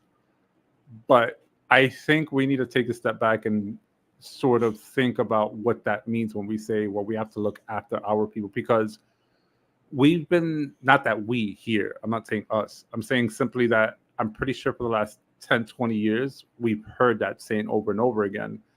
But when it came to solving at-home issues, we could barely agree or disagree on like local issues. So The imagine division. imagine at the larger level how it's going to end up being. And this is where, and you hear me if you listen to Summer or any other channels that I go to, or if you listen to Summer, and a lot of people say it, everything does start at home first. And I'm talking in the home, but I'm also talking locally, your municipality, your county, your city, and your state. If you can't get that in order, you're not going to get the country in order. But then one can make the argument that the federal government is not responsible for the states and its locality. Well, the federal least- government has at gotten least it's more into the decision-making, I mean. states. Right, but the government has gotten more into the states, and the things that the federal government has relinquished into the states, back to the states, in my opinion, has caused more division, as we all say, red state, blue state, right? Yeah, but that division, okay, but it goes back to what I said earlier. The division it's one of those pick your poison scenarios, which is, again, it goes back to the primary goal, the primary objective of either party is one wants to eliminate the reach of the government, and another one wants to extrapolate on it and augment more reach into its government. So if I were to ask you today, you being a voter, right? If I were to ask anyone in the panel, right, how much are you willing to give up? It's probably not going to be that's that the answer is going to be good, but it's not going to be in a positive tone where it's like, I'm willing to give up something, but not everything. But I think ultimately when it comes to this, it's how much are you willing to give to really solve the issues? Because again, the locality can't solve it. State can't solve it. So if the state and locality can't solve it, the only one that's left is the federal government. So what the government doesn't want us to see is two things. It's either doesn't want us to know that it can fix the issue, but it will require like a different control setup and how the states interact with its federal government, or there's no solution and it's pretty much everyone for themselves until things stabilize, i.e. maybe war. Because I've always said, it's funny that we have a war lined up for 2027 during the peak of every country doing, like, going through some sort of financial Yep. crisis, right? So Right. coincidentally, right, where, like, I keep telling people, Taiwan, we made promises with Taiwan. I think we should make, we should make right with our promises to Taiwan and defending them. But the reality is that at this point, whoever ends up losing is going to suffer all the financial, like, problems, and then whoever ends up winning gets to dictate the sanctions and, how much of the spoils they get to take home to their citizens. It happened in World War II. After we came out of World War II, country went bumping, right? Things were picking up. Birth rate went high. Soldiers were happy to come back home. Women wanted to get married. The traditional dynamic ended up evolving and ended up becoming a staple in the country, right? That's when it kind of trenched its foot in there. But then when you start seeing the Vietnam and everything is when you start getting more anti-American propaganda, but with good reason, for example, right? You look at any of the old documentaries back in during the Vietnam era when they went down to New York City, the majority of those dudes in the street, like that crowd around the guy with the camera and the newscaster, they were all drafted at one point in the Vietnam, like, war. So they're talking about, yo, I've been poor. I'm homeless. I don't have this. I don't have that. These are things that have been happening since Vietnam. If we haven't addressed it during Vietnam, we're not going to address it now. You're right. And we all know war brings a country together. It brings wealth to a country. It brings production back to a country. And, as we've said, we need something catastrophic. Well, not that we need, but in order to fix our country, it's going to take something catastrophic, and war is probably it. I would have to disagree with you, Andrea. Immigrants do not take much resources from its host country, and they're not taking money out of your taxpayers' money. Like, they're not touching that. It would be the opposite. They would put money into the bankroll that's then getting divided into, like, subsidies and Social Security. But So even the thousands, and we know it's thousands a day. Well, here's the thing. Even if, let's say, for example, a small fraction of them aren't paying their taxes, they're still pumping money into the economy. It's a win-win at the end of the day. It's going to pump money into the economy as it should, because they're sending it home to take care of their family. I mean, and trust me, I'm not against that. Their families come first. Well, I've heard that same argument, but the way I interpreted it back then was, if they work for money, they could do as they please. Obviously, they should pay their taxes, but in case of someone not paying, remember, you don't pay taxes below $12,000 a year. I mean, you don't have to file a tax report. Clearly says in the IRS, if you make less than 12 grand, you don't have to file with us. Like, you don't pay any taxes. You're below the poverty threshold. So we have to realistically kind of figure out how many of these immigrants that are working off the books that are making above the $12,000 threshold. Because if they're not making above $12,000 threshold, they don't pay into their taxes. It's because they make less than $12,000. Almost every minimum wage across the country is $12,000. Exactly. So, but that's considered the poverty line. So, what I'm saying is that we have to sort of figure out, if the majority of immigrants that are working here are working for a lower wage than usual, and it amounts to less than 12 grand a year, then they're not supposed to pay taxes. They're already paying taxes on groceries and every item they're purchasing. Like, they just have the benefit of not paying taxes because the IRS allows them not to pay taxes under that amount. Well, we have a problem with affordable housing, because if you look at affordable housing, for example, some places you have to make less than 60% of what the poverty level is, or less, or 80%. Well, Florida, for example, is going up to $13 an hour.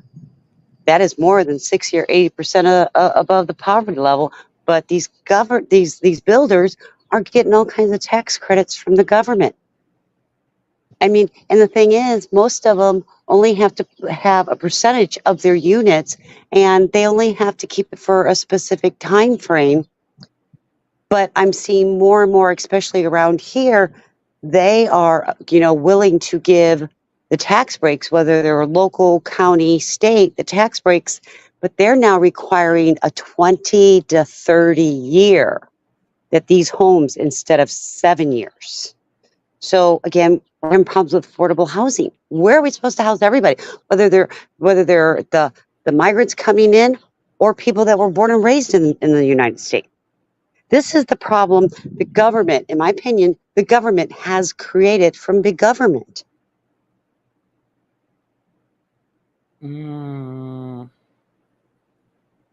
But again, that goes back as if we need more affordable housing, then the housing market has to be regulated. Then the question then turns, are you willing to give up your property to make that happen? The answer is no. I can tell you Answer is right no. I now. get it. I get it. Like, I own you are several entitled to it. properties and I'm not giving it up. It's mine. Sorry, not sorry. No. That's what I said. Like the answer is no because. But I don't get for it. but I don't get tax credits. And I don't get tax credits where it has to be so low behind the poverty line that I'll never fill those units with people who qualify for it. So I, in turn, can still raise my rent to $2,000 a month for a one bedroom. I don't get those tax credits. And that's the problem. There would be a lot more people, normal people, average people like me, that may invest in building a small apartment complex, may invest in buying another home or two and renting it out. But it's unobtainable even for people my age anymore. Yeah, it's. I think. Who was it here that said something interesting? Affordable necessarily. I think what they attribute is being like subsidized, where it's based on 30% of your income, which I think a lot of people agree. Housing should not be no more than a certain percentage of what you make monthly, overall. But on the note of like constructions and stuff like that, with the way things are running now, people have to have an incentive to build these complexes. And the last that I've heard, depending on a state you live in New York State, they passed an eviction law where they can virtually make it harder for like the landlord to evict you now. Like it's impossible to get kicked out of like a unit now if you wanted to stay there in the long term. You'll eventually get kicked out once it goes through court, but you might wait a couple of years to see a housing judge in order for him to be sympathetic enough to either let you stay there. And that's not across the country, though. You realize that. And again, goes into courts. Got government coming involved. Yeah, but then here's the thing. So even if we opt to, let's say, evict people, right? They're still going to end up costing more money than just keeping them in the apartments and having the government just end up paying their tab. Because then we're not fixing the population issue of them having, having housing security. So we're going to be contributing to more homelessness unless we either implement a universal 30% income to certain units, but then the argument could be made from like the landlords, like, well, I own the property, I have to do this, I have to do that. One argument that I've heard being made from a famous political podcaster was that being a landlord should not be it shouldn't equate to something akin to like a for-profit business or a job. I feel like when you open up a business normally, right? When you open up an LLC or you open up a storefront, you take full responsibility of what happens to that store, right? So the way it works for e-commerce is that you can get tax deductions based on items that you hold longer than 365 days, right? So you have certain things that help you, but ultimately, if that business fails, there's no one to bail you out, right? It's the same thing could be said about housing when it comes to people purchasing property to then rent them out because it's a good source of income. I think the reality is that there's no protections for them, as whether we believe or not they should have a protection on their properties. But the point is that the liability falls entirely on you. So again, it goes back to what I originally said. In order to bypass all these like sentiments and feelings about it, you would just have to take the ability away from anyone from owning property to begin with. Because ultimately, the more people argue about it in a political sphere, the more it's going to come back to, I think it just makes sense that no one owns anything. Because at the end of the day, people don't normally own property in the United States. You still have to pay a mortgage. So you have to pay property taxes on it, depending if the bank still owns it or not. So you ultimately never own a piece of property. You could always get exiled from your property. Someone could pass away, they pass it on to the child. The child can no longer pay whatever they're asking for to maintain that property. That Well, property sure. gets taken away from them. So I think Well- since we're down this path already, we should just eliminate the acquisition of property in that manner and just regulate it in a manner where the incentive is to create living spaces, because that's what we lack ultimately. But who would invest them? I'm just asking.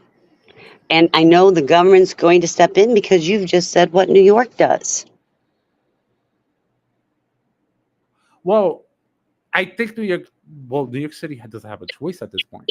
I mean, remember, we have, I think, over 100,000 migrants here, and they're not illegal immigrants, Andrea, because there's only the illegal immigrant would imply they cross the border illegally, and that's less than a 10% fraction. But 90% are actually asylum seekers. So you have to figure out a way how you're going to deal with the asylum seekers who are here legally, which is a big fraction of them, right? So you, and this is my bottom line with the migrants coming over, okay? We have a migrant bill. We have rules and regulations in place, okay? And it normally used to take years, or a lottery that the United States does for other countries, okay? Now we're letting how many people in a day? There's got to be some control, because you get thousands of coming in today. You're going to end up like New York City. Where are you housing them? I'm just asking. So now the government is coming in and putting regulations so that these, as you want to call them, asylum seekers, 90%, thousands a day. And don't get me wrong, I don't want nobody sleeping in the street at all. None. I help our homeless. They did commercials when these laws, and Florida passed one. You cannot sleep in public anymore. You can't sleep on sidewalks, in doorways, in parks, or anything like that. They had commercials coming on. If I give a water bottle to somebody that appears to be homeless, I could be cited. I could be for giving somebody water in Florida at 120-degree feel-like temperatures. Doesn't matter. But you know what? Give me my citations and put those pretty silver cuffs on. But what I'm saying, and trust me, I am not saying our homelessness that we have in the United States was caused by the migrants coming over. I'm not saying that. We had this before. We had this well before. But the crisis is getting tenfold. And the only way this crisis is going to fix is if we do reform on our, what you want to call, asylum seekers entering the United States. And that's what I'm saying. When I say we need to have borders to have a country, I'm not saying nobody's allowed in like a lot of these other countries. I'm not saying that. But we do need to reform our immigration bill so that people, can come into the United States for the American dream, as they call it, land of the free and liberty. But we have to do it in a way where we as a country are not inundated, or you as a city is not inundated with where we humanity aspect comes in. We have to give them homes. We have to get a roof over their head. We have to have them have clothing and food and education, just like every other American in the United States, every person that has entered our country. But how are we going to do this without inundating, as we're calling it, we're seeing it, your blue cities and states. Remember, the reason why we got Indioid is because Texas and Florida broke many laws to transport and traffic Sure they all these did. immigrants to us. Because they So, weren't what they call that we weren't asylum against it. city. But we no, hold on. But we weren't against it. What happened during that initial wave of immigration, if I remember correctly, and I remember this talking point, was that the issue wasn't them coming over. The problem is that the federal government did not want to subsidize.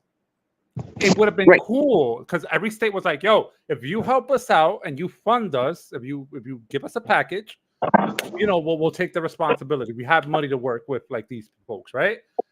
We had more than 51 states, right? We have multiple states. We have more than enough space to house 100,000 migrants spread across the United States, right? But I dare say that it's either we not abolish the borders, for example, but I'd say abolish the borders between states, meaning take away the states' identities for the most part without impeding on the Constitution. So, for example, what I mean by that, if we look at, for example, we were to do this, right? One can make the argument that certain red states, like let's say Alabama, Mississippi, Texas, would be like, well, I don't want this to happen because we're going to lose our identity and they're going to restrict gun rights and this is a part of who we are, blah, blah, blah, blah, blah.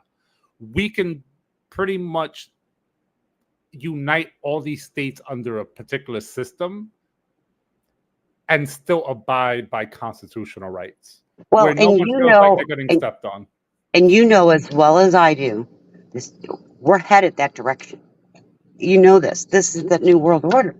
We know this because our system has outlived its time.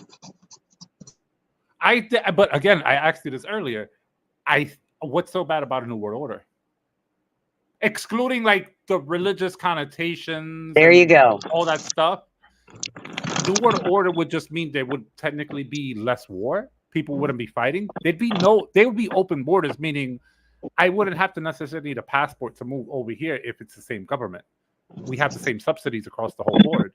The difference now is that instead of having each other as enemies, the next step would be, well, if we work together, what would be the next step, right? And that could be argued on many fronts, right? Some would say go to space, some would say do this, some would say do that. The point is that eliminate the threat of building up that tension between groups. So that's why I say it's not such a bad idea, as fictional as it sounds, to have a new world order, because if we implement a new world order, we could avoid a lot of the things that are pretty much throwing a wrench in the machine, which is, we can't get to these issues because this issue popped up. This issue takes precedence over this. If we'd had under one functioning government and we didn't need to rely on the politics, there's more than enough resources to go around. Like, we wouldn't have to worry about a lot of the things we worry about now. But I dare say a new I world order disagree. idea I'm wouldn't be a sorry. bad thing. I don't know. I look at other countries, what they have done, what they've not done, and are the other countries, I mean, in all honesty, do you foresee Russia and China willing to give, to have anything, like our Constitution, our amendments, anything like that? I mean, do you really see them willing to budge? It doesn't need to be like, that's the thing. That's the beauty of this. The way the United States have done. So if you paid attention on the on like the last 100 years with America in general, the way it wages war, interesting enough, is not by just ships or proxy wars or logistics. None of that. One of the things it does is that it alienates people in a way of it's similar to a sanction, but it's not. Meaning, I could develop a system where I could unite multiple fronts. I don't need everyone to be a participant, but I know, for example, most of the major players would agree to it. Let's say, for example, Australia, Finland, most of NATO, right? Let's say like 80% of NATO, right? Even if you were to even if you were to absorb all that, right? And let's say the only final fronts that haven't been kind of like that didn't transition over because they didn't want to lose their identity, let's say were Russia and China. you alienate those economies inherently. They're forced to play to pay. I mean, they're forced to pay to play at the end of the day, because they can't function. Everyone functions on the fact that they can deal business with each other because there's separate identities mixed in a lot. Meaning there's certain groups that do this, certain groups that do that.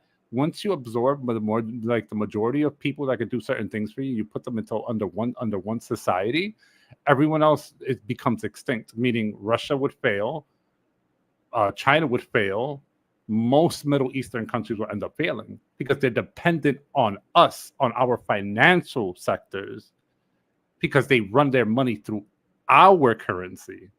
So if we were to absorb and augment all these different countries into one, you effectively eliminate the two biggest competitors you have. I don't see that. I don't see that ever happening. I'm sorry.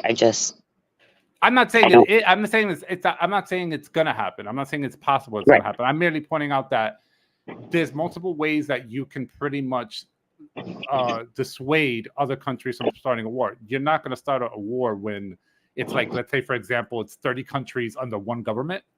Now you have 30 governments worth of resources, like regions of resources, if you consider like where you're going towards. And then you're kind of combining all those militaries together. You're not going to fight that war. But Russia will never fight that war. But then you also have 30 countries that somehow or another, and this is why I'm saying I don't see this, 30 countries with their belief system, their value systems, their socioeconomic system. There are so many third world countries that for them to catch up to a modern society, those resources are they going to be drained? These are the things that go through my mind because I don't have a solution. I don't know if anybody has a solution at this point. I know we got to start from somewhere, but the way I see the world going in the different directions, and me being an American citizen and being a woman, I'm just saying it just don't foresee things going well. And again, we'll talk about 2027 after this election, I'm sure. Okay, so let me ask you this then. Mhm. So this is like a two-parter. So I don't mean this to be disrespectful to anyone in the comment section. This is just purely hypothetical. When have we ever needed a religious system in this country that actually worked for us instead of against us? See, and there's going to be your big issue right there. Yes, but that's 30%. That's less than 30% of Americans that are religious. Okay, but you gotta look at the bigger picture. We're talking New World Order, okay?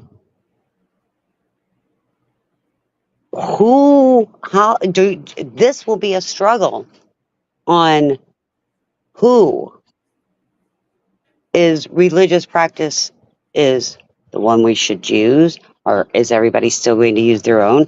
Are we going to go with, the Muslim Islam where, women and children don't count? Are we going to go with countries who believe in female mutilation? There are so too many variables.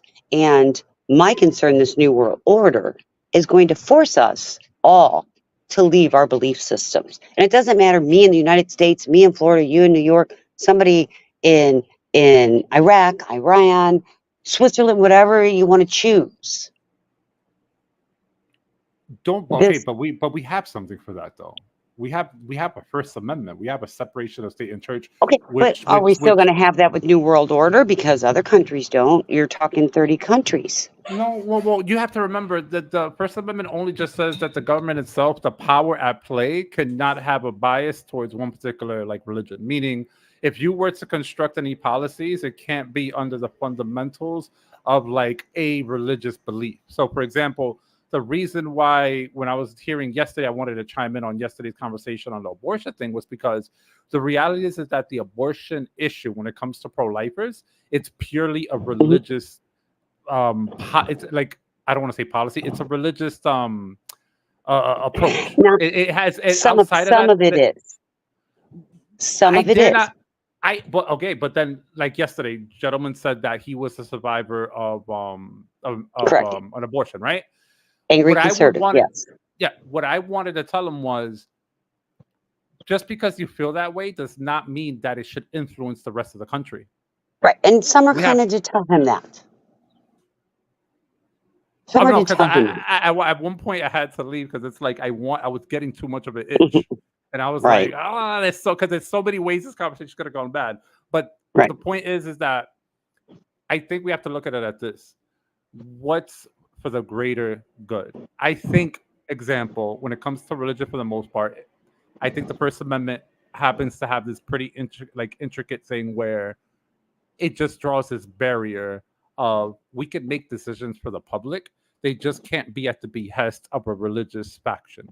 So we've been Correct. cool with that for a while now. And if we get Trump in, Yeah, he's he already wants a talking about. Christian society, a Christian nation. And I'm like, what Christian nation are we going to be? In the United States alone, there are over 200 practicing religions. Which one are we choosing? Are we going to choose one of the over 4,000 in the world? You know, that was my comeback. And that's my comeback with Trump or any of these politicians that feel we need to be return back to this Christian nation. I'm sorry, from ever since the Constitution and the amendments were done, church and state separate. So why are you now trying to combine the two? That's where the danger of Trump comes into play.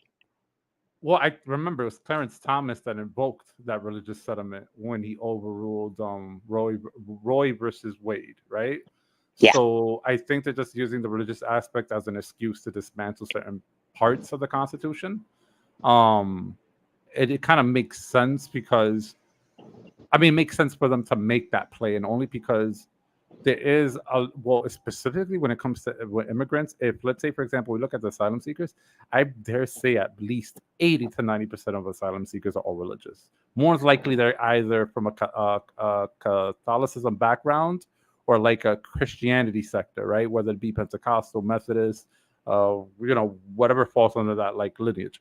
But I think it was smart for them to do that because you also have to remember that we went through a time where somehow every time, like especially specifically here in New York City, we had the 2020 summer, 2021 summer, 2020 summer, when the drill music, like the rap genre came out, when these kids were killing each other, everyone was saying, we need prayers in school. We need this, we need that. Let's be realistic. Getting on your knees and praying in school is not going to stop a school shooter. I don't know if it was Paramore or Flyleaf that wrote a song.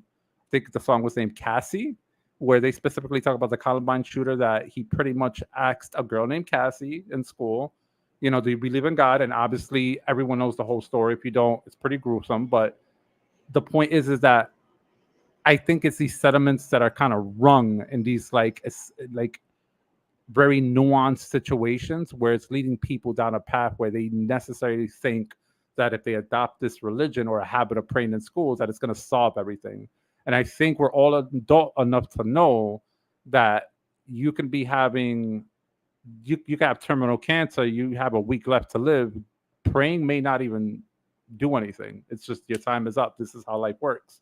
So it could be that maybe the majority of Americans are like hopeless romantics when it comes to the idea that certain type of these like religious values is going to kind of reset or create things. But then we often forget where these religious factions stem from. For example, when Clarence Thomas did all this, the one thing I remembered was that way before Jim Crow, but way before Jim Crow, remember there were religious groups going around hanging people because of their skin color.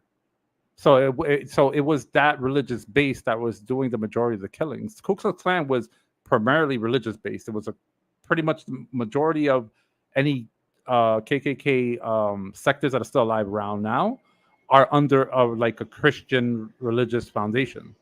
So it almost sounds like America's taken a step back and they're trying to go back to an era where people right now people voluntarily want to segregate, thinking that's going to solve issues.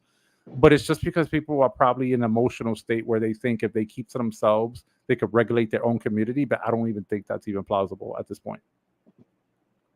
I think everyone's so confused that no one could be the voice of reason until this election is over. I dare say after the election, when someone wins, and people, despite who ends up winning, if we're fortunate enough to have the Democrats win again, that person would have to take the blight of being the voice of reason for the next 4 years. Yeah, I don't know.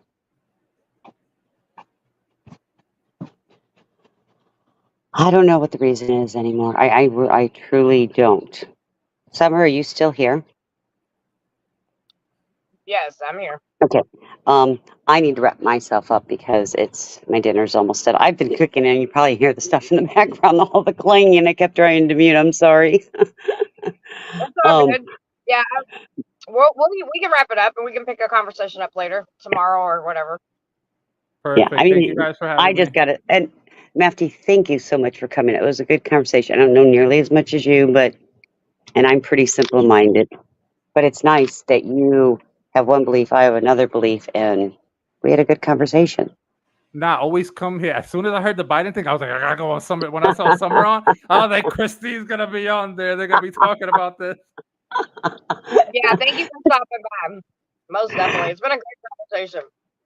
Yeah, Thank you it so has. much, guys. I'm gonna wrap it up over here. Thank you. Thank you, Thanks, commenters. Mafty. God bless everyone. Thank you, Summer. Thank you, Christine. You guys have a great day. Peace. All right, Peace. Pete. All right, Christine. Have a good night. Thank you. Bye. All right, everybody in the chat. It was a great conversation. 2 hours, very strong, beautiful conversation. We've had some good panels the last couple times. Until next time, be a part of the solution and not the problem. Holler. Make sure you all vote, by the way, for the Ring Girl contest. Holler.